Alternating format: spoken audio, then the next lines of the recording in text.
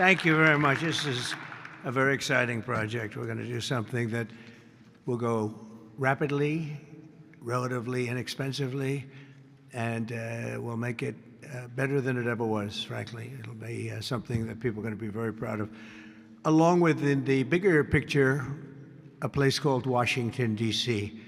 That is the bigger one, and we'll talk about that in a little while. But let's talk about right now the Kennedy Center, and I'm delighted to be here as we officially announce the incredibly talented artists who will be celebrated later this year at the 2025 Kennedy Center Honors. It's going to be a big evening. I've been asked to host. I said, I'm the President of the United States. Are you fools asking me to do that? Sir, you'll get much higher ratings. I said, I don't care. I'm President of the United States. I won't do it.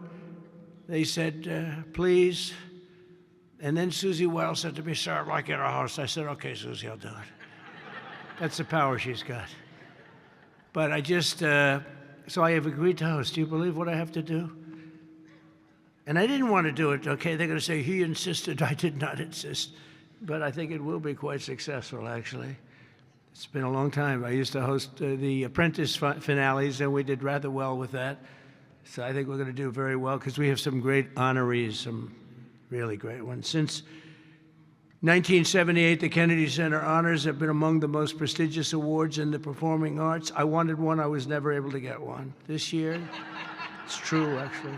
I would have taken it if they would have called me. I waited and waited and waited, and I said, the hell with it. I'll become chairman, and I'll give myself an honor. Maybe I'm going to honor, next year we'll honor Trump, okay? This year, the board has selected a truly exceptional class of honorees. I mean, really exceptional. First is country music star, actor, and producer George Strait.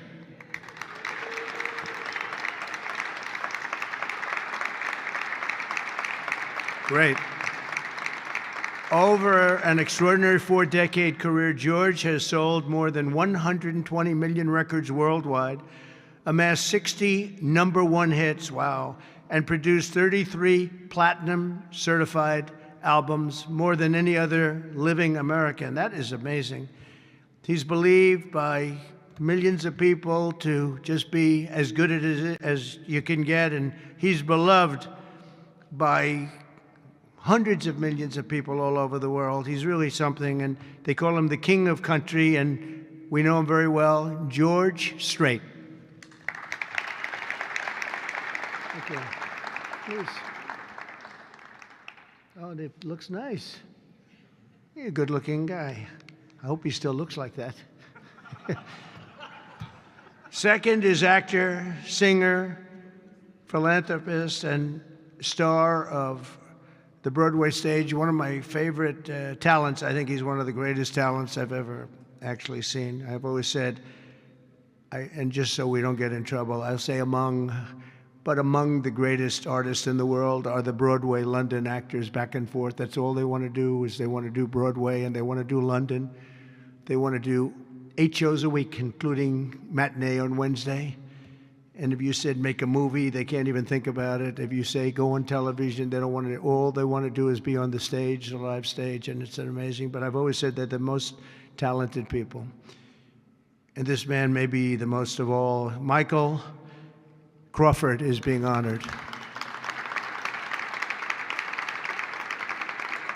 Michael was born in England in 1942.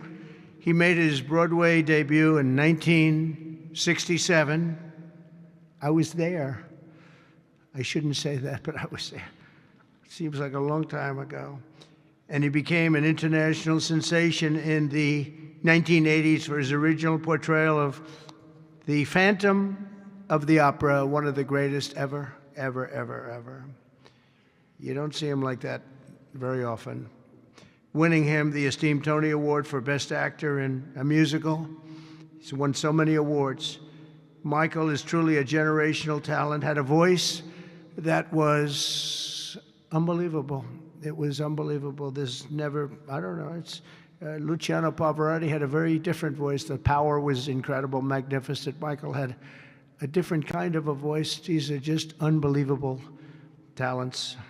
But Michael is very special and one of the greatest roles in the history of Broadway, and nobody did it like him. Michael Crawford, thank you very much. Great guy. Next, we look forward to honoring three-time Oscar nominee, Golden Globe Award winner, an action movie icon, and a friend of mine.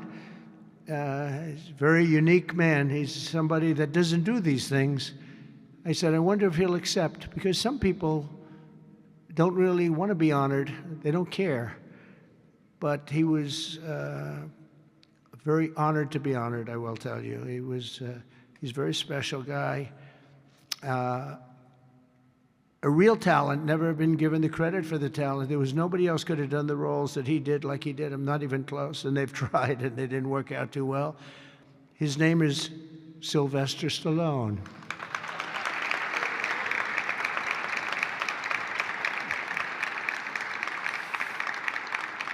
So it's very few, almost, if any, people that could have taken a name and made it so incredible, like Rocky, Rambo, Creed, and others. But think of it, Rocky, Rambo, if you did one, you're good. You do two.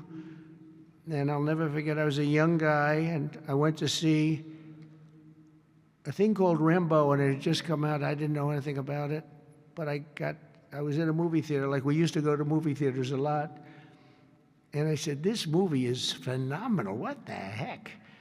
And that turned out to be a monster. Rocky is Rocky. I mean, the way that happened, you know, Sly had no money, nothing, and he went around, and everybody wants to do a boxing movie. It's the most, you know, probably more than any other type of character, boxing, always boxing. It's so great.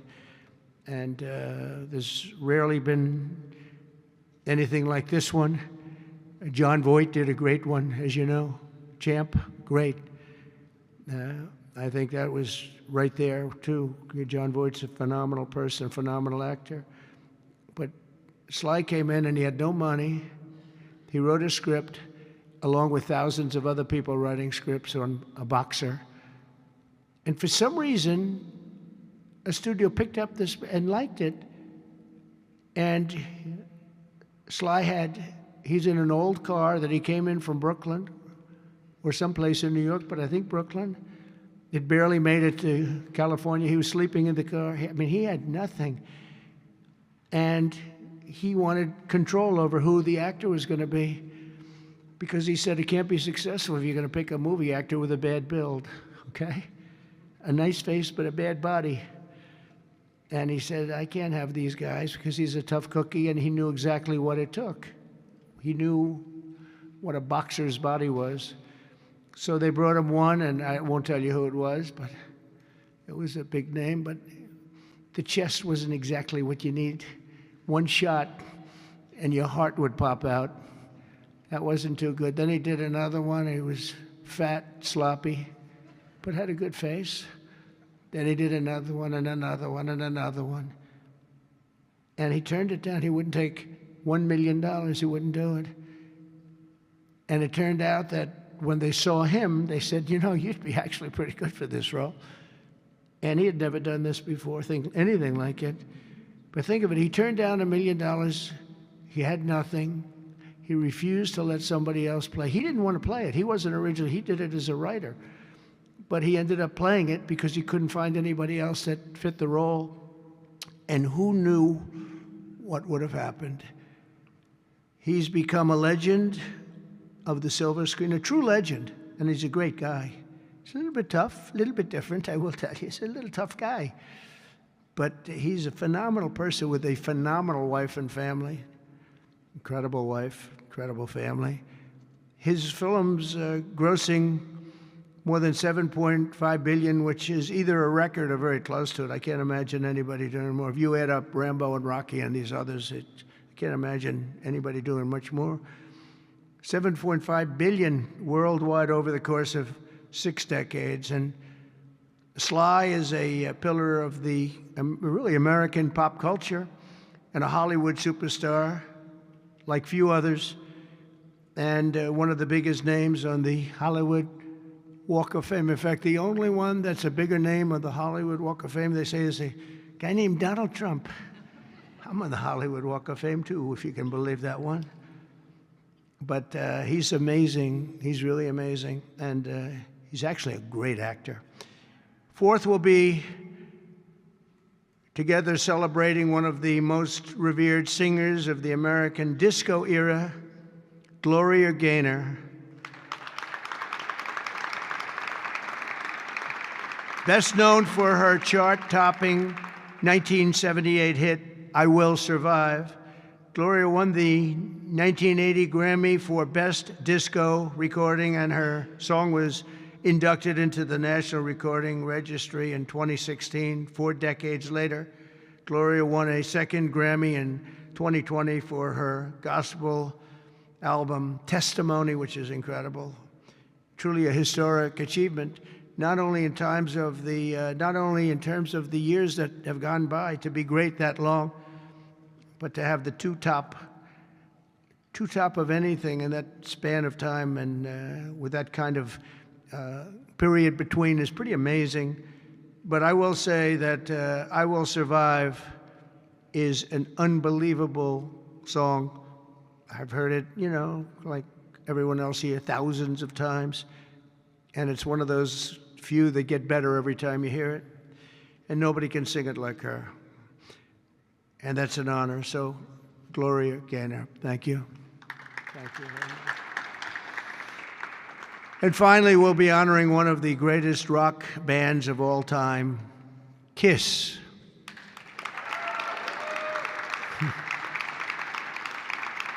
So Kiss was formed in 1973 in New York City by founding band members, and incredible people, by the way, Paul Stanley, Gene Simmons, Ace Frehley, and Peter Criss. Kiss became a global phenomenon, sold more than 100 million records worldwide, and produced 30 gold albums and lots of other things they produced. They made a fortune. And they're great people, and they deserve it, and they work hard, and they're still working hard, and it's an honor to present Kiss. Thank you very much. Got it? Yeah. Thank you. And they're going to do something very special. Kiss is going to be here on a little bit before the show. I think they're going to do something very special. We're going to have a good time. The 48th Kennedy Center honorees are outstanding people, a standing group, incredible. We can't wait to celebrate the Kennedy Center honors. It'll be in December. It'll be on CBS. In a few short months since I became chairman of the board at the Kennedy Center, we have completely reversed the decline of this cherished national institution. It was being run down. Money wasn't being spent properly. They were building things they shouldn't have built that nobody wanted instead of taking care of the great gem that it is. You look at the marble, look at the quality of the marble, and the things that with a little fix-up and a little work, we can make it unbelievable. These columns, when you see them the next time, they'll be magnificent. I mean, we have some great plans for this. The bones are so good. The bones of a building, if you don't have the bones, you might as well forget it. I'm working in another building, a thing called the White House. We're fixing it up so beautifully. It needed it. It's been many, many years since it's been properly taken care of. It's incredible. One of the great places of the world. Maybe, I mean, truly, to me, is there anything else even close? But we're doing that and doing some other things, and we're going to also fix up a place called Washington, D.C. We're going to make it so beautiful again. We're going to be redoing the parks, redoing the grass. You know, grass is a lifetime like people have a lifetime. And the lifetime of this grass has long been gone when you look at the parks where the grass is old, tired, exhausted. We're going to redo the grass with the finest grasses. I know a lot about grass because I own a lot of golf courses, and if you don't have good grass, you're not in business very long, Lindsey Graham. By the way, you have very good poll numbers, Lindsey. I just saw. Congratulations. But a few short months ago, I became chairman of the Kennedy Center, and we completely reversed it. We reversed what was happening. We ended the woke political programming, and we're restoring the Kennedy Center as the premier venue for performing arts anywhere in the country, anywhere in the world.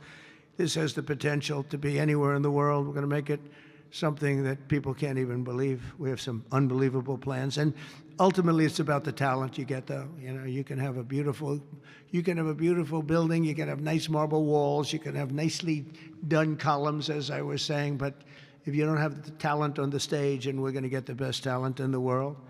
To that end, the world-renowned musical Les Mis had a phenomenal 5-week sold-out run this summer. It beat projected revenues by 35%, and we've raised over $10 million in private funds from a lot of generous donors, and we closed the $26 million budget shortfall that they had before we got here. And with the help of Congress, we secured the critical funding necessary to rebuild the building, and we're going to get all brand new, highest level seats, magnificent seats, and it's going to be all new. We could have taken the existing ones and do a little paint job, a little fabric, but it's not the same thing. So we'll be taking out next season.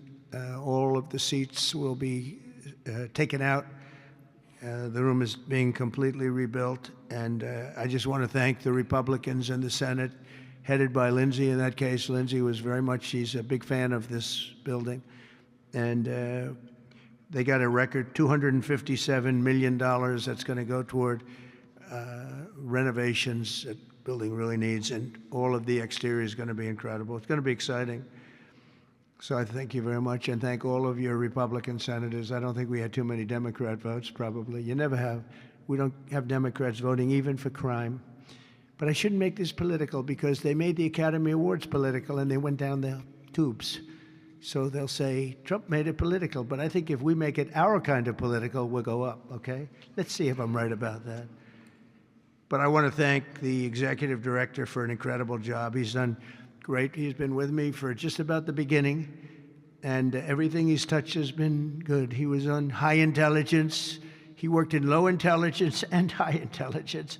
He did better with the high intelligent people, but he's been fantastic. He's the executive director, Rick Grinnell, for his work. Thank you very much, Rick. Unbelievable job. And as well as Lindsey and all the people that helped us in Congress, I want to thank, and the Senate has been incredible. By the way, Leader Thune has been unbelievable, and Speaker Mike Johnson. These are great people. What we're doing with the great big beautiful bill is you're going to see a whole different country. You're seeing it already. We're coming in where the trillions of dollars is coming in from tariffs from all over the world, from countries that took advantage of our country. They thought we were children. They took advantage of us for decades, and now the money is flowing to us, and we've become the hottest country anywhere in the world.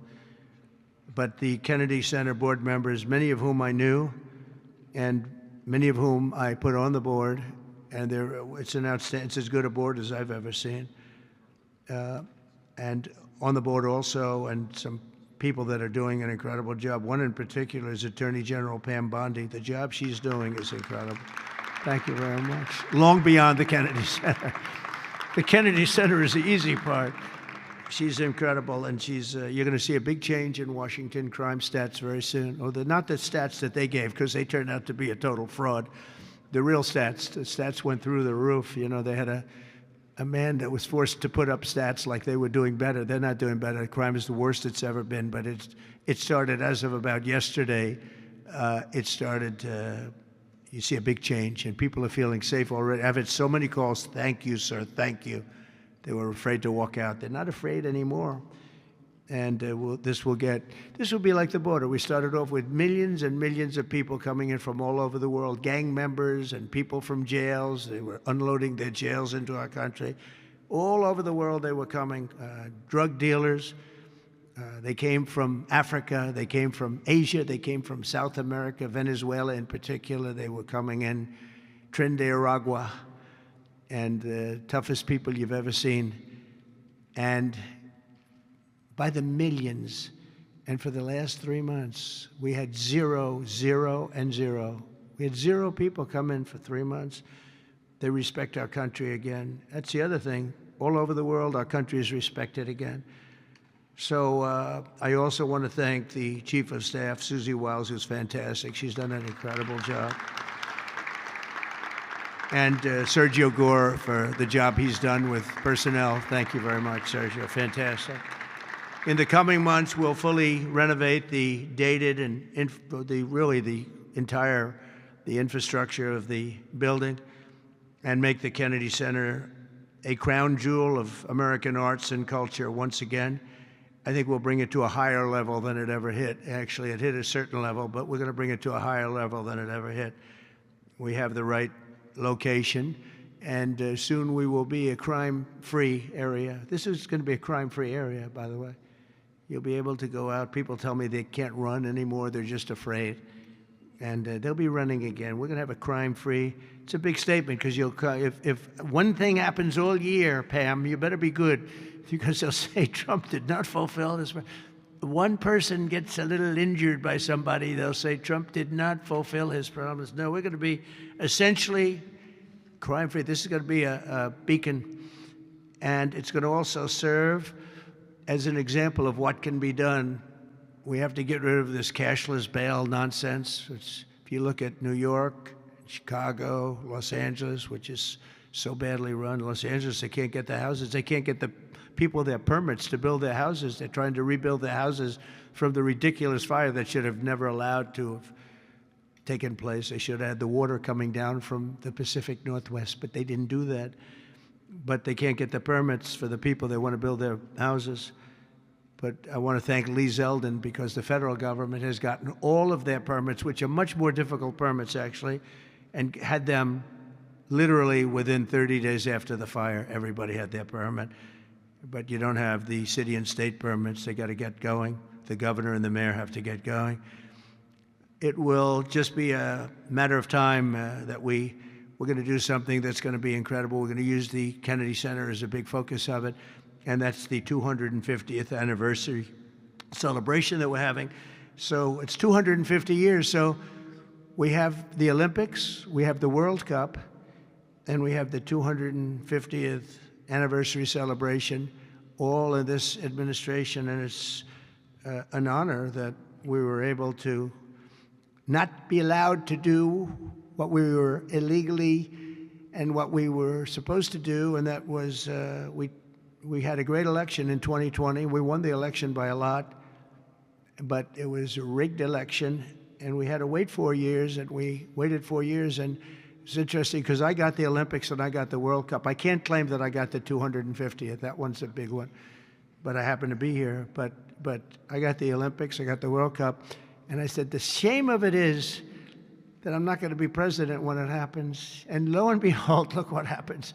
We have some bad things took place, and now I'm going to be president for the Olympics. I'll be president for the World Cup, and the 250th is going to be maybe more exciting than both. It's a great celebration of our country. We're going to be using this building for a lot of the celebration having to do with 250 years. But as I said earlier, I'm determined to make Washington, D.C. safe, clean, and beautiful again. It's going to take place very rapidly. Be prepared.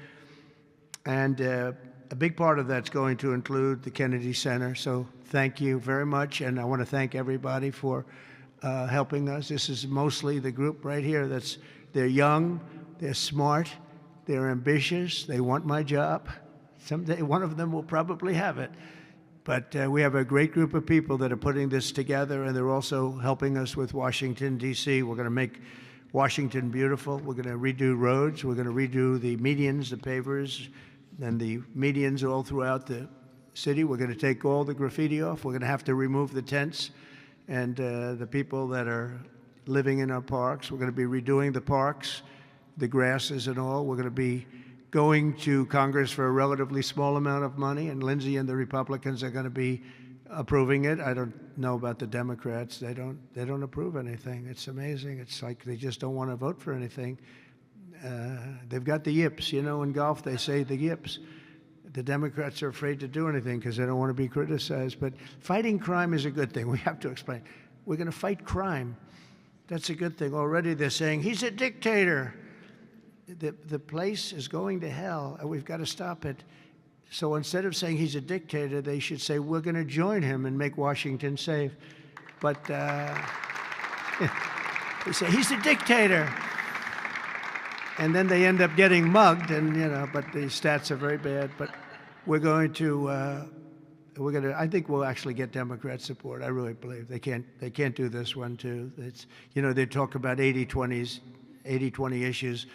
But I think many of those 80-20 issues, like men and women's sports, I think it's 97-3, not 80-20. And I think crime is maybe 100-0. So I think we may get very well some Democrat support, but I hope so. But even if we don't, we have the majority, so we're going to vote it in as Republicans, and we're going to do something. And that's going to serve as a beacon for New York, Chicago, Los Angeles, and other places all over the country.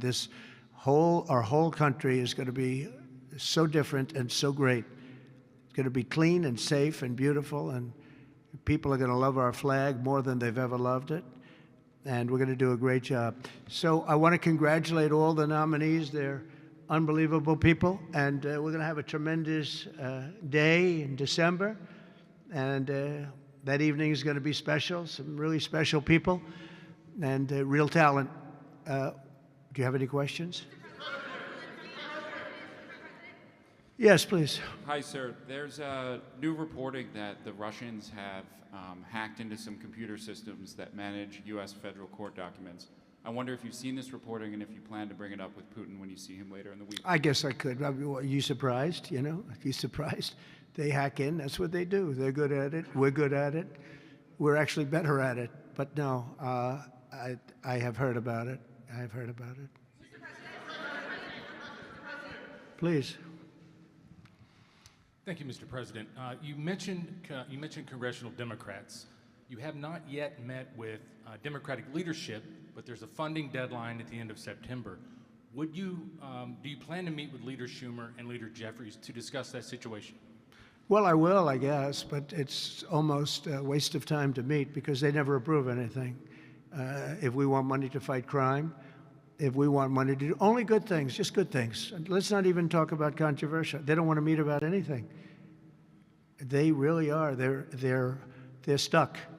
They don't know what to do. They have probably more, I would say more than half are sane, but they are led by insane people. And the kind of things that they're pushing are not something. We have a communist running for the mayor of New York. And I wish him well. I may have to deal with him. I mean, it's not even conceivable. It's not even conceivable that could happen. And maybe he won't win, but he won the primaries by quite a bit. Shockingly, he won the primaries. So, and you see some of the people supporting him that truly don't believe what he's espousing. So, I mean, we will meet, but nothing's going to come out of the meeting. But here's the advantage we have is that we just passed the great big beautiful bill that had all the biggest tax cuts in history. No tax on tips, no tax on Social Security. Think of it. Think of that for the seniors. No tax on overtime. And all sorts of things. You go out, buy a car, you can deduct the interest payment. If you borrow money, you can deduct the interest payment from your taxes. So many things. But the biggest thing is, from a business standpoint, deductions. That was tremendous. It's going to, our country is roaring. Our businesses are, you're going to see some numbers in 12 months when these factories are open. We're opening up factories all over the world, all over the country, but that's all spreading to, I think we're spreading the wealth all over the world, if you want to know the truth. But we're opening them in this country at a level that we've never seen before. We've never seen. So they just don't want to prove anything. They just, we meet with them and they say, as Nancy Reagan said, just say no. They go, oh, just say no.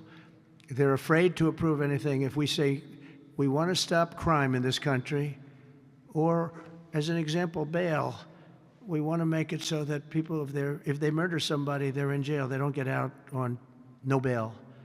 They say, we don't want that. We want people to murder somebody and they immediately are released and they go out and murder somebody else. It's a big problem, a tremendous problem. By the way, we're going to go for statutes in D.C. and then ultimately for the rest of the country where that's not going to be allowed. Because it was when they did the cashless bail thing that the numbers really started going up. In this city, in New York, in Chicago, in Los Angeles, no matter where they have it, the numbers went through the roof. So we're going to meet with them, of course. I'd like to meet with them. We're going to tell them all these good things, and they're going to tell us no. And then we're going to go out and we're going to vote it in by the Republicans, because I don't believe that anybody is capable of making a deal with these people. They have gone crazy. Go ahead. Thank you, Mr. President. Thank you. Your federalization of the police has a 30-day limit unless Congress acts to extend it. Are you talking to Congress about extending it, or do you believe 30 days is sufficient? Well, if it's a national emergency, we can do it without Congress, but we expect to be to Congress, before Congress, very quickly. And again, we think the Democrats will not do anything to stop crime, but we think the Republicans will do it almost unanimously. So we're going to need a crime bill that we're going to be putting in. And it's going to pertain initially to D.C. We're going to use it as a very positive example. And we're going to be asking for extensions on that, long-term extensions, because you can't have 30 days. 30 days that's by the time you do it. We're going to have this in good shape. And don't forget, in the border, everyone said it would take years and you'd have to go back to Congress. I never went to Congress for anything. I just said, close the border. And they closed the border. And that was the end of it. I didn't go back to Congress. We're going to do this very quickly, but we're going to want extensions. I don't want to call national emergency. If I have to, I will. But I think the Republicans in Congress will approve this pretty much unanimously. Please, go ahead. Thank you, Mr. President. Would you encourage members of the press to do ride-alongs with the D.C. police to understand how serious this crime issue is? It's okay to me if they want to do it. We're going to work with the D.C. police. A lot of very good people in there. Not all, but a lot of very good, very, very professional. And, we have a big force. I think they said 3,500. They're always asking the mayor, who's a very nice woman, but got to do the job. We've worked with the mayor for 6 months, and she's been here for many years. And the numbers are worse than they ever are. Don't let anyone tell you they're not. And the whole statistical charts that they made, the whole thing is a rigged deal. They got rid of the guy because he didn't want to do the numbers the way they wanted to, and they put their own numbers out. They said it's the best in 20 years. No, it's the worst in 20 years. But we're going to be very open about what we're doing. So if the media wants to ride with police, if they want to do it, if they feel it's safe, that would be okay. Yeah, please, go ahead. Thank you, Mr. President. Mary Margaret with Daily Wire. 2 questions on D.C., if that's okay. How do you feel about Mayor Bowser's level of cooperation and her choosing to advocate for D.C. statehood right now? And the statehood, let me do that one. Okay. Statehood is ridiculous. We want to straighten the place out. Statehood's ridiculous. It's unacceptable. It's the Democrats want it because the Democrats have, about 95% in this little area. Even I didn't get it very much. They want that. They want to pick up 2 senators, and it's not going to happen. It's not going to happen. And that's the least of the reasons why, by the way, but that's one of the reasons why. What we want to do is make Washington, D.C., the greatest, most beautiful, safest capital anywhere in the world, and that's going to happen. I mentioned the word bones before. The bones here, we have the greatest bones. When you look at that Supreme Court building, I think it's one of the most beautiful buildings. When you look at some of the buildings here, it's so magnificent, and everything's good, but it's just dirty and not properly maintained. It's not taken care of. Potholes in the roads. All of it's going to happen very quickly. We're going to seek a relatively small amount of money for fix-up, and we're going to put it out to bid. And we have great contractors here, great road builders, everything. And we're not ripping roads apart so they're closed for 4 years as they redo the concrete bases. And you don't need that. We need a beautiful topping by a very talented asphalt-type person, somebody that does the job. We go out, when I get contractors, I use great contractors. To me, a great contractor is a very special, like a great surgeon, like a great teacher, like a great nurse. A great contractor is very important. We'll only use the best. And when you put a coat of asphalt on that 2 inches of asphalt, 3 inches of asphalt, it looks brand new. You take all the garbage off. They reseed it, as we call it, or different names, but they take the bad stuff off and they put the good stuff down. It takes not a long period of time. A matter of a few days, you'll have a beautiful, magnificent road. You fix up the curbs. You get rid of the medians in this town are just horrible. You know, you're riding around, I think to myself, leaders come from foreign countries. You see, with leaders all the time, different leaders. They came in from India recently and from everywhere. They came in from a war that we just ended, Azerbaijan, and you know that, and Armenia. We just ended the war. The two leaders came in. One of them said, my country looks better. The roads are better than, you know, we were talking about it. I said, what do you think? He said, well, the roads are better in Armenia than they are in Washington, D.C. It's embarrassing. And I was asked at the last press conference, they said to me, how important is it? You're doing world peace. We're going to on Friday to Alaska, meeting with President Putin, Russia. How important it is that the capital is important? I said, very, very important. I told my father, said to me, when you see a restaurant and you want to go and you want to have dinner, and then you go up to the front door and it's dirty, turn around and go back because the kitchen's dirty. It's the same thing with the capital of the United States of America. If it's dirty and unsafe, it sets a bad tone for the rest of the world. So we're not going to do that. We're going to have this capital fixed up, safe, clean, and beautiful in a very short period of time. Go ahead, please. In the back? Yeah, please.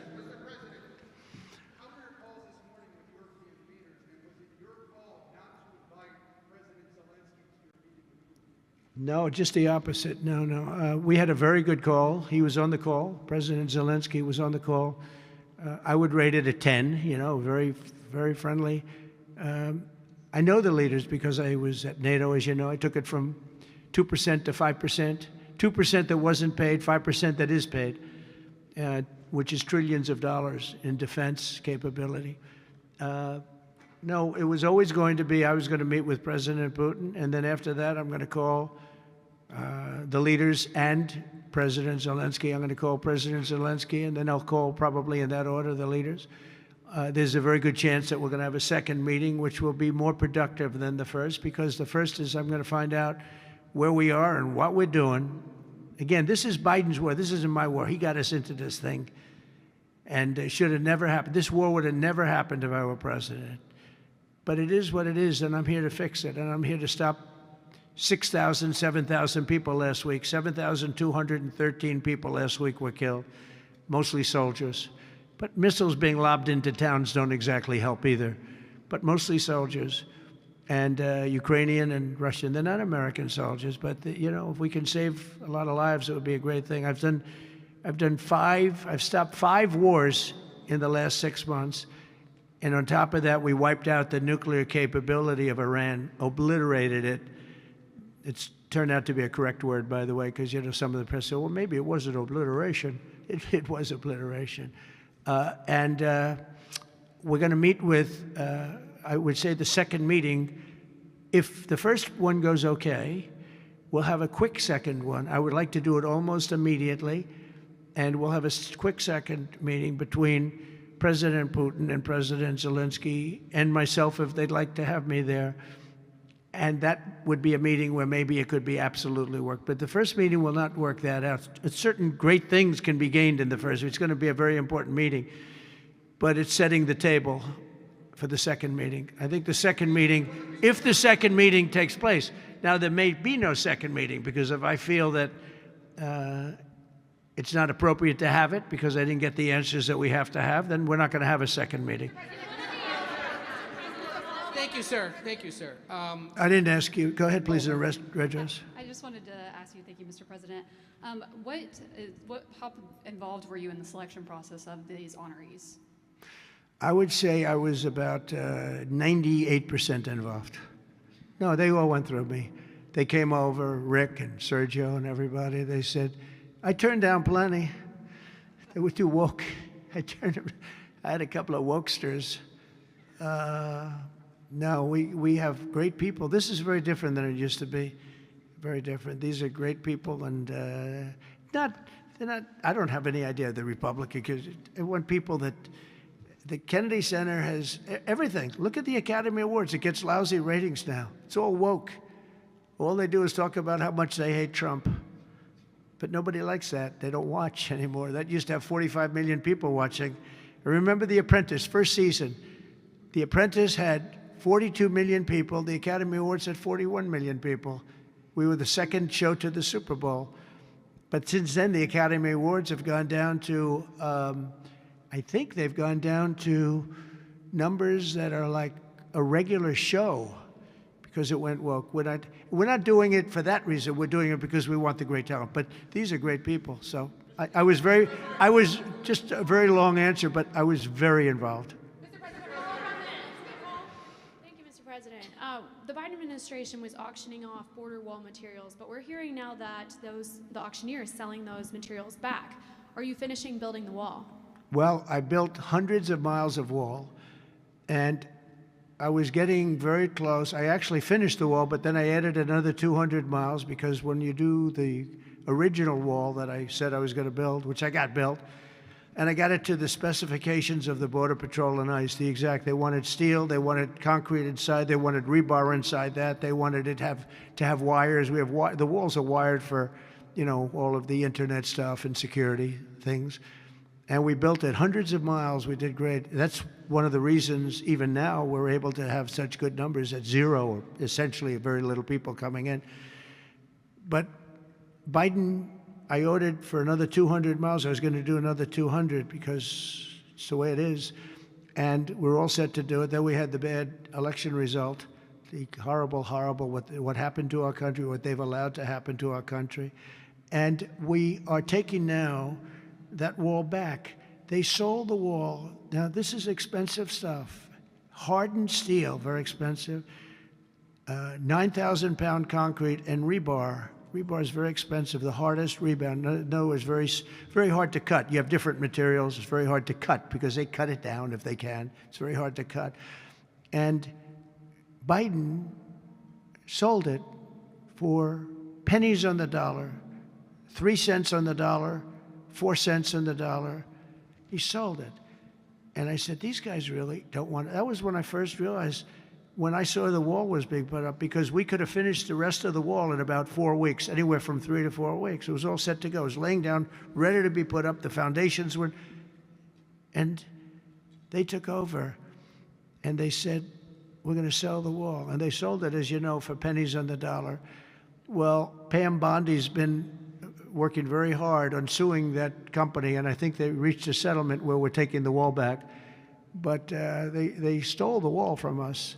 That wall is so expensive to build, and we had it, as you know, hundreds of miles of it, and they came along and they basically sold it for scrap. And what a shame that is. But that was when I first realized that these people actually want to have open borders. And no country has poor countries don't have open borders. No, we had open borders where people just walked in. It didn't matter what they looked like, who they were. We had 11,888 murderers, half of whom killed more than one person. Literally killed more than one person. And this is who we took into our country. So the wall is the least of it, but we're going to take the wall back. We're paying a small amount of money, as I understand it, to get it back, to get rid of the litigation. We'll take it back. We'll put it up. Yeah.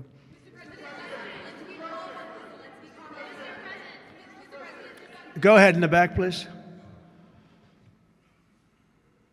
I want to take it back to the Kennedy Center, if I can, just for a second, Mr. President. Sure. From what I understand, the Les Mis show exceeded everyone's expectations. Attendance, revenue, across the board. Great. Do you anticipate future shows to basically do the same? I like that guy. Now, that's called a question, okay? And he's a great reporter, actually. Thank you very much. I appreciate it. Yeah, it did great. Les Mis did great, broke records, and was sold out and beautiful. And we anticipate a lot of that happening. There's a thirst for it. And especially when the crime is knocked out. When we knock out crime, some people probably stay away from places like restaurants and other things. It ruins your whole fabric. It ruins your country. And when somebody thinks they have about a 25% chance of getting mugged, they say, let's not go to restaurants tonight. We're going to make it so that they have no chance of getting mugged. And it's going to happen soon. And yeah, we think we're going to have a lot of very successful evenings here. Please.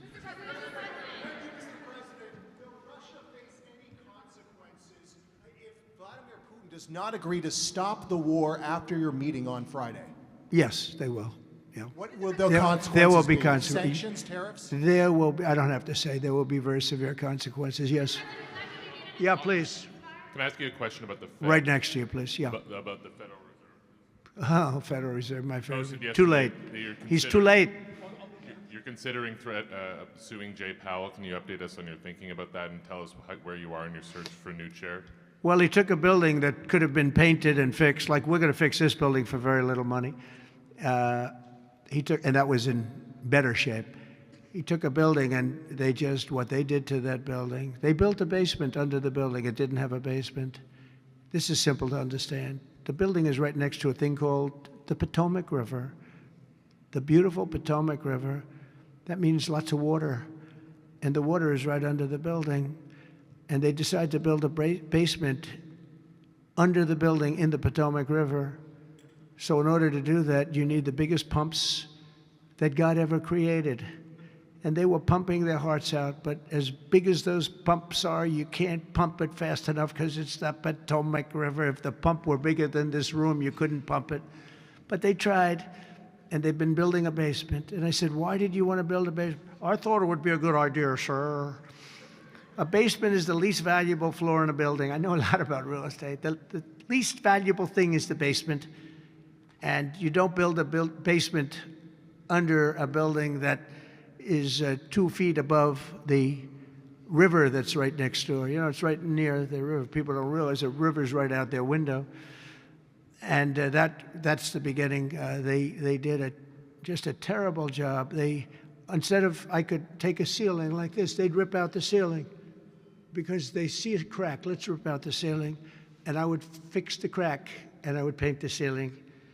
And under the ceiling, they put the most incredible protective material. They go out by 3/4 inch, brand new, gorgeous 3/4 inch plywood and sheetrock, hardened sheetrock.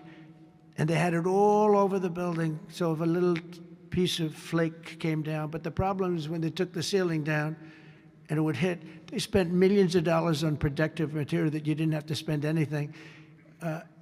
He could have done that job for $25 million, and they spent $3.1 billion. He said 2.7, but it's really 3.1. They just don't want to include one of the buildings in the deal. But it's going to be much more than that. And I think he'll be long gone by the time it finishes because they've got a long way to go. And then I hear they want to hire 3,000 economists. What are they going to do? And he got it all wrong. He's too late. We call him Jerome Too Late Powell. It will live with him forever. I believe that name will live with him forever, along with the name Pocahontas and some of the others. He worked closely with Pocahontas, by the way. She's another beauty. But we have a real problem there. They're way over budget, and they did a job that shouldn't have been done. It was unnecessary to be done.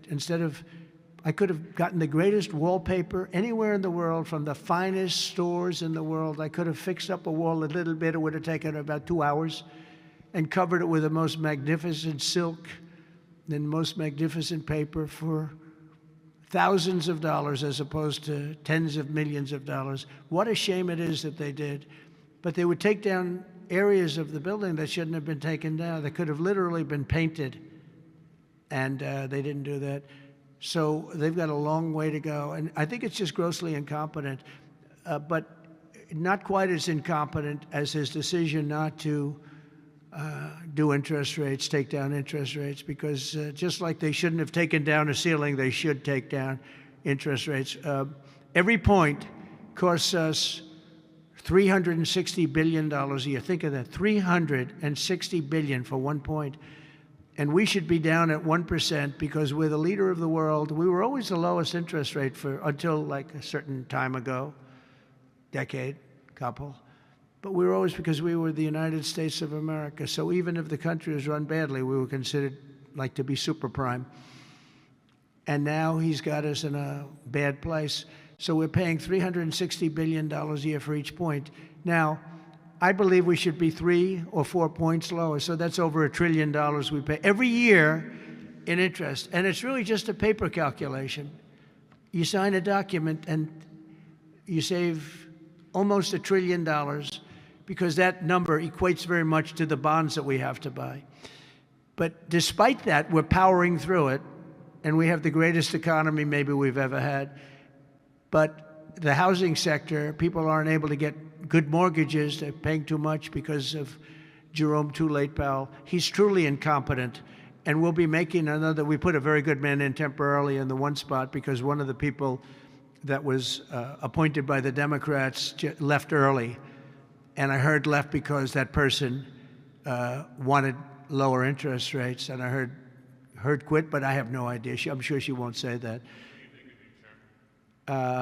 I'll be naming a new chairman sometime within the next, I think I'll name it a little bit early, the new chairman. I'm down to 3 or 4 names, all good, all great. The problem is you name them and then they turn out to be not good. That's happened to me a couple of times. You name somebody, they tell you everything you want to hear, and then they go in and they turn out to be not good. I mean, he told me everything that I thought was appropriate. He turned out to be a stiff, you know, real stiff. But other than that, I think he's doing a very good job, yes? Okay, maybe 1 or 2 more. 1 or 2 more. Yes, sir, please. Go ahead. He looks like Scott Bessent. Are you the Treasury Secretary? You don't want me for Treasury. I don't know. You look like you could do a good job. Go ahead. I keep my family budget okay. Sir, when you meet with Vladimir Putin Friday in Alaska, yeah, do you believe you can convince him to stop targeting civilians in Ukraine? Well, I'll tell you what. I've had that conversation with him. I've had a lot of good conversations with him. Then I go home and I see that a rocket hit a nursing home or a rocket hit an apartment building and people are laying dead in the streets. So I guess the answer to that is no, because I've had this conversation. I want to end the war. It's Biden's war, but I want to end it. I'll be very proud to end this war along with the 5 other wars I ended. But I guess the answer to that is probably no, because I would have had a good conversation with Vladimir. I knew him very well. I got along with him great, actually. We had I had to go through the Russia hoax. And it was actually, it was a strain on the relationship. I actually told him, I said, you know, they got this phony investigation going on, Russia, totally phony, created by Adam Schiff, Shifty Schiff, and Hillary Clinton and the whole group of them. And it made it very dangerous for our country because I was unable to really deal with Russia the way we should have been. I'm looking at Pam because I hope something's going to be done about it. These people put our country at great danger. And Adam Schiff, it was all made up. It was a hoax. The Mueller report came out. They all hated me. They had 18 Trump haters. And they said I did nothing wrong. They couldn't believe, they couldn't find anything after years of investigation. It was all a hoax. It was a hoax created by the Democrats, but in particular Schiff and Crooked Hillary, the whole group. And now we've learned all the stuff that's come out over the last 2 months is incredible through intelligence. And hopefully something's going to happen with it. These are people that put our country in danger, in real danger. I want to thank you all very much. Thank you very much. Thank you.